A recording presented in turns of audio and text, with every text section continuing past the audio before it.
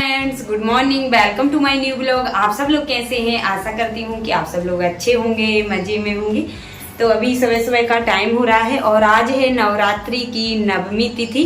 तो आज नवरात्रि की नवमी है, आज आखिरी दिन है नवरात्रि का। तो मैं जिस मंदिर जाती थी माता रानी के, तो वहाँ पे जा रही हूँ। मैं भोग लगाऊंगी माता रानी को और जितनी भी वहाँ पे कन्या मिल जाएंगी तो उनको मैं हलवा और पूरी खिला दूँगी।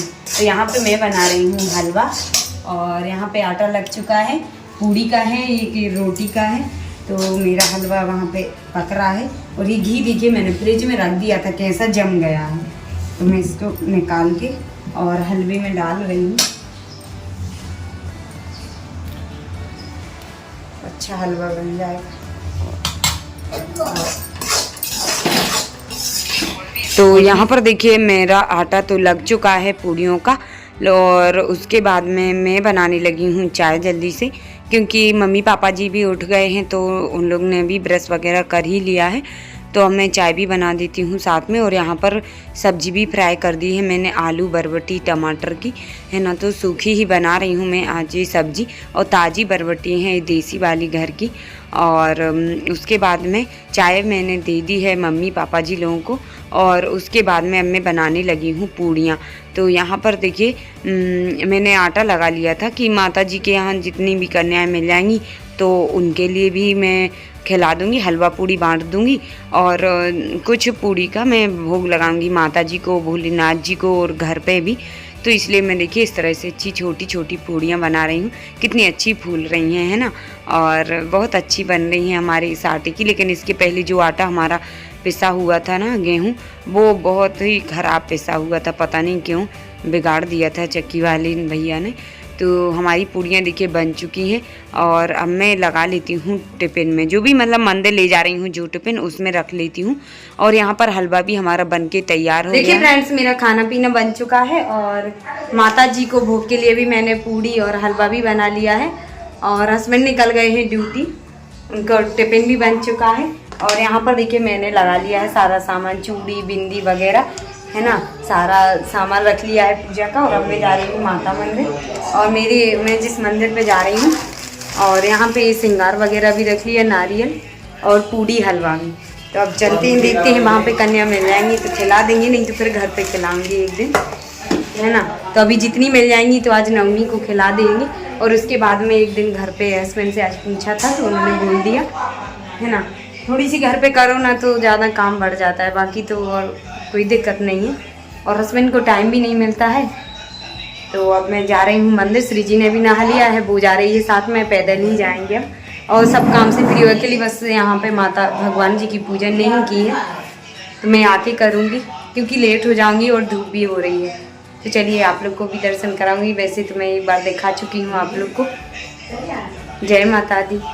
तो अब देखिए फ्रेंड्स, मैं मंदिर जा रही थी, लेकिन है ना अभी हमारा क्या है, दूध नहीं आया और जो घी है ना ये चेंज करना है, क्योंकि इसमें ये मिलावट है कुछ, तो ये भी वापस करना। तो जब तक आप घर की पूजन कर लेते हैं, माता जी की घर पे भोग लगा देते हैं दुर्गा जी को। तो यहाँ पे हमने जब तक कंडी रख दी है और मम्मी भी जाएंगी साथ में मंदिर, तो मैंने कहा चलो अब मम्मी जाएंगी तो अब आराम से ही चलेंगे, सब काम हो ही गया है।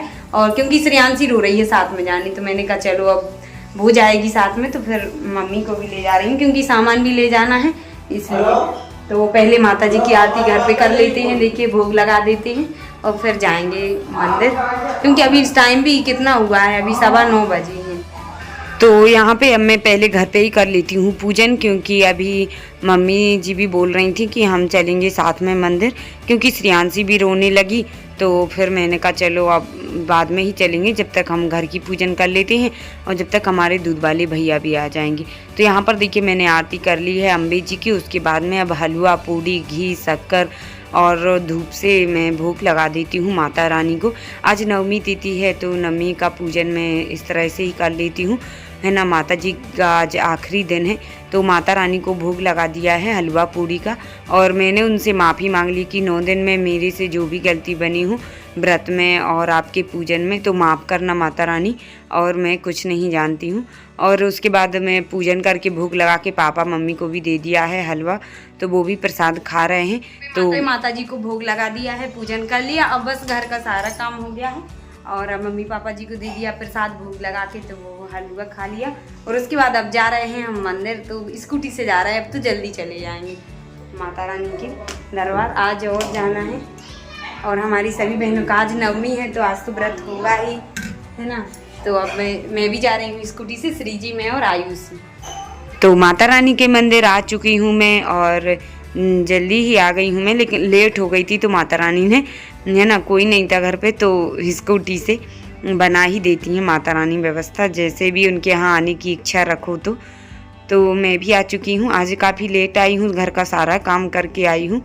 और माता रानी के यहाँ मैं देखिए भीड़ भी है, काफ़ी लोग आ रहे हैं जल चढ़ाने माता रानी को, भोग लगाने, आज आखिरी दिन है, तो है ना, सब लोग देखिए लेट ही आ रहे हैं, क्योंकि पूड़ियाँ हलवा पूड़ी बना के, खीर बना के। और यहाँ पे माता रानी को मैंने जल चढ़ा दिया, सिंदूर लगा के श्रृंगार चढ़ा रही हूँ। तो चूड़ी, बिंदी, महावर जो भी मैं लाई थी, मेहंदी वगैरह, वो माता रानी को मैंने चढ़ा दी हैं। और उसके बाद में मैंने सोचा चलो गेट खोल के उनको चुनरी यहीं अंदर से ही उड़ा देती हूँ।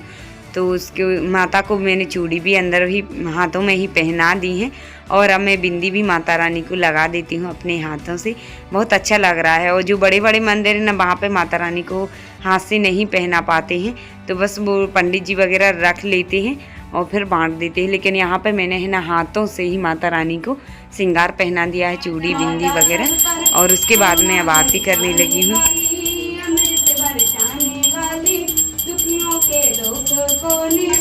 तो माता रानी की देखिए मैंने आरती कर ली है, और उसके बाद मैं भोग लगा देती हूँ हलवा पूड़ी का माता रानी को। और उसके बाद मैं कुछ जो भी फ्रूट्स वगैरह, फ्रूट्स में मैं एप्पल बस लाई हूँ, नारियल लाई हूँ, और नारियल को मैं कोई फोड़ने वाला तो नहीं था, लेकिन फिर आ गया था एक लड़का, तो मैंने उसे फोड़वा दिया था नारियल। तो नारियल का भी मैं भोग लगा दूंगी माता रानी को, हलवा पूड़ी रख दी है भोग लगा के। और ये प्रसाद जो रखा है कन्या ही उठा लेंगी, ले जाएंगी यहाँ से। और माता रानी से मैंने माफ़ी मांग ली, क्षमा याचना की कि माता जी मेरे से 9 दिनों में जो गलती बनी हो उसको माफ़ करना, सुहाग ले लिया है माता रानी का। और उसके बाद मैं यहाँ पे भोलेनाथ जी के मंदिर आ गई थी, तो यहाँ पे भोलेनाथ जी की भी मैंने पूजन कर ली है, यहाँ पे भी भोग लगा देती हूँ, और श्री जी ने भी कर ली है। आज वो आखिरी दिन आ गई है माता रानी को जल चढ़ाने, वैसे 9 दिन तो वो नहीं आ पाई थी आज, लेकिन छुट्टी का दिन था, तो मैंने कहा चलो साथ में, तो वो आ गई है। श्रेयांशी नहीं आई है, पर वो गई है दूसरे मंदिर, पाठा मंदिर। तो यहाँ पे भी मैंने भोलेनाथ जी को भोग लगा दिया है। उसके बाद में कुछ कन्याएं वहाँ पे मिल गई थी, और कुछ यहाँ पे मिल गई हैं भोलेनाथ जी के पास में, तो मैं यहाँ पे इन कन्याओं को टीका लगा के, पैर छू के और हलवा पूड़ी दे देती हूँ, तो ये लोग खा लेंगी।